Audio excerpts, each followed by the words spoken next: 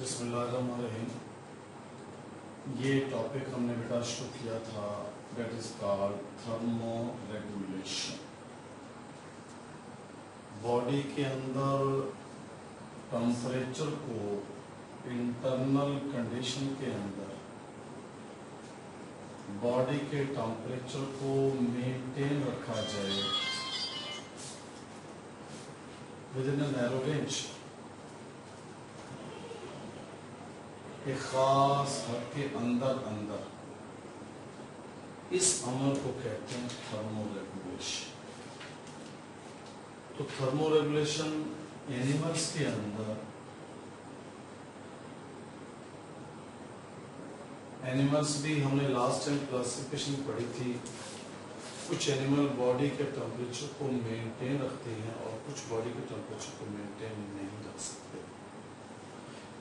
इस वजह से हमने इसकी दो क्लासिफिकेशन के ग्रुप्स बनाए थे।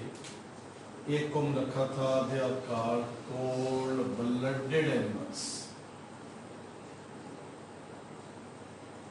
और एक को हमने रखा it is called warm blooded animals, which cannot maintain their body temperature, और इनको कहते हैं which can maintain their body temperature। Body के टेम्परेचर को मेंटेन रखने के लिए एनिमल मुख्तलिफ किस्म की क्या करते हैं, दैट इज कॉल्ड अडेप्टेशंस। मुख्तलिफ किस्म के कैरेक्टर्स को डेवलप करते हैं ताकि इंटरनल इन्वायरमेंट के अंदर टेम्परेचर को मेंटेन रखा जा सके। इस बॉडी के टेम्परेचर को मेंटेन रखने के लिए एनिमल्स ने तीन किस्म की अडेप्टेशन स्ट्रेटजीज को पैदा किया, और उन अडेप्टेशंस में सबसे पहले नंबर पे it is called structural adaptations. Animal के बॉडी में मुख्तलिफ किस्म की स्ट्रक्चर्स को डेवलप किया ताकि बॉडी के टेम्परेचर को with in a narrow range maintain रखा जा सके। उन स्ट्रक्चरल अडेप्टेशंस में एनिमल्स ने मुख्तलिफ किस्म की स्ट्रक्चर, जैसे कि कुछ जानवरों के जिस्म में ये पाए जाते हैं, they are called as a sweat glands. तो स्वेट ग्लैंड के जरिए से, अपने पसीने के जरिए से बॉडी के अंदर, ये आमतौर पे किसमें पाए जाते हैं, they are in the skin, ताकि पसीने के जरिए से, स्वेट के जरिए से बॉडी से एक्सेस हीट को लॉस किया जाए। कुछ जानवरों ने क्या किया, सब एपिडर्मल लेयर को पैदा किया, सब एपिडर्मल फैटी लेयर।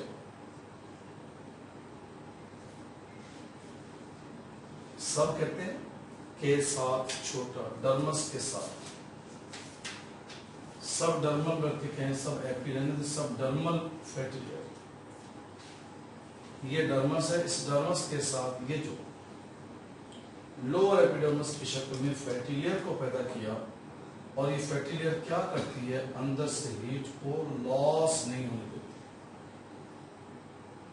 इस तरीके से एनिमल ने क्या किया, हीट को कंजर्व करने के लिए स्ट्रक्चर को पैदा किया।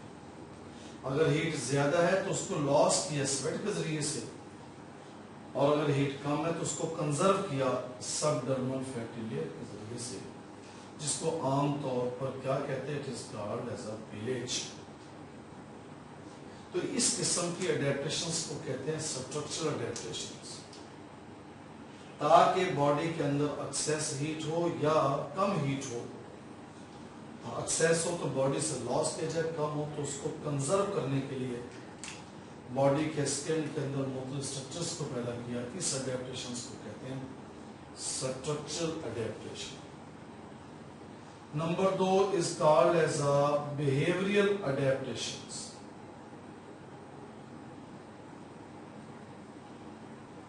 एनिमल क्या करते हैं, मुख्तलिफ किस्म के बिहेवियर को डेवलप किया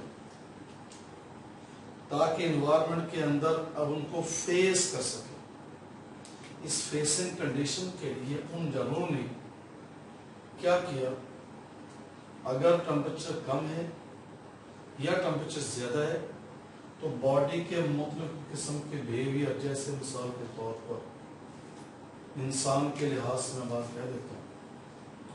इंसान में क्या, अगर सर्दियों में बॉडी का टेम्परेचर कम है तो हम फौरी चले जाते हैं सन के सामने और सूरज से हम हीट को गेन करते हैं। गर्मियों में व्हाट आर दैट, हम आमतौर पे छांव में बैठते हैं, पंखे नीचे बैठते हैं ताकि हीट के साथ से बॉडी की प्रोटेक्शन की जा सके। तो सर्दियों में, विंटर सीजन में हम सन बाथ करते हैं और समर सीजन में हम आमतौर पर छत के नीचे, कवर्ड एरिया के अंदर, दरख्त के नीचे, ताकि डायरेक्ट हीट के इफेक्ट से अपने आप को बचा सके। इस किस्म के बिहेवियर को कहते हैं, इस किस्म के एडेप्टेशन को कहते हैं बिहेवियरल एडेप्टेशन। किताब में लिखा हुआ लिजर्ड सर्दी में क्या करती है, बास नहाती है, सूरज से रोशनी को लेकर अपने बॉडी के टेम्परेचर को मेंटेन रखने की कोशिश करती है। और डेजर्ट्स में क्या होता है कि खास तौर पर in the mid day, summer season में, मिड डे में बहुत ज्यादा गर्मी होती है, तो वो जानवर फौरी बर्रों में चले जाते हैं, बिलों में चले जाते हैं।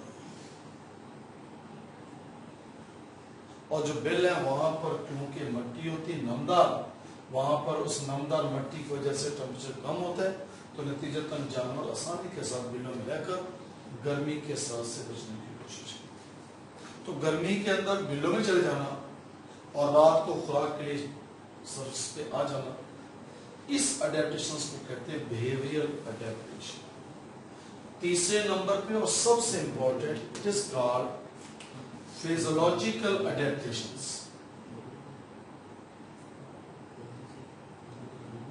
ये जो अडेप्टेशंस हैं physiological, physiology the study of functions of body parts of living organism is called physiology.